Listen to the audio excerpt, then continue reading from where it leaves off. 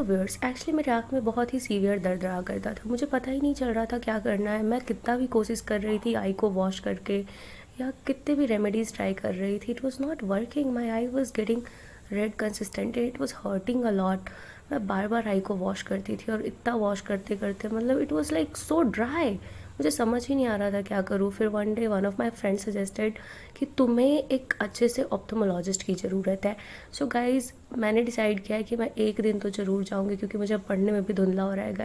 Hello viewers, क्या आपको पता है आँख के डॉक्टर को क्या बोलते हैं? एक्चुअली मेरे आँख में 1 महीने से बहुत सीवियर पेन था और रेडनेस रह रही थी, तो मैंने सोचा आज मैं जाकर फाइनली एक ऑप्थोमोलॉजिस्ट से मिलती हूँ। मैं तैयार होकर निकल गई हॉस्पिटल के लिए।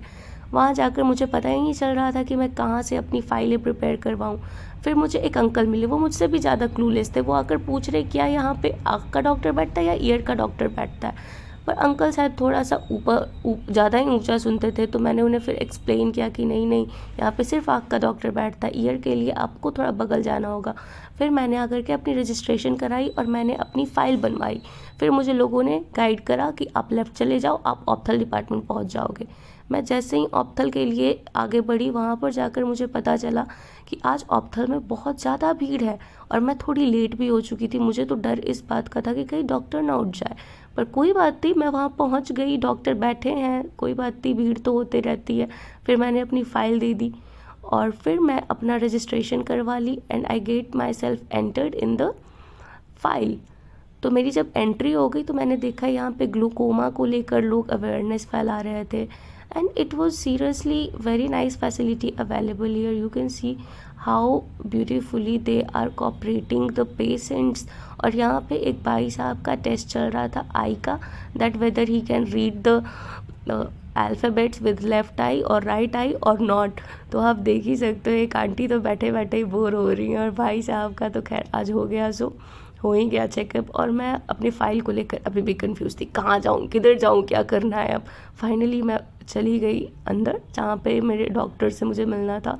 यहाँ जाकर पता चला कि डॉक्टर साहब तो बहुत सारे लोगों से घिरे हुए थे। फिर मैं वहाँ फाइनली बैठी, मेरा नंबर है, उन्होंने मुझे ART का टेस्ट लिखा।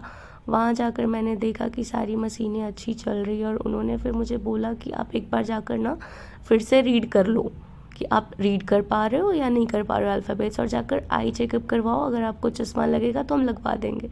वहाँ पे फिर टेस्ट कराने के बाद मैं निकल आई। फिर मुझे जाना था मार्केट ताकि मैं जाकर अपने लिए चश्मा ले सकूँ, पर मैंने सिर्फ इयरिंग लिया।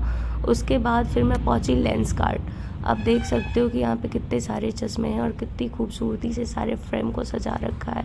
But my God, the price was so jaw dropping. 2000 से शुरू हो रहा था और फिर मैंने एक के बाद एक करके कई सारे फ्रेम्स को ट्राई किया, पर मुझे अपने फेस के लिए कुछ खास समझ आ नहीं रहा था कि क्या करना है क्या नहीं करना है, because some was too big and some of the lens was so small on my face. मैं तो इरिटेट ही हो गई थी वेट करते करते। फिर से इन लोगों ने मेरा आई टेस्ट किया, फिर इन्होंने एंटर करा सारे डिटेल्स डॉक्टर्स का, फिर इन्होंने फाइनली मेरा ऑर्डर किया, फिर आकर लंच किया। Bye bye.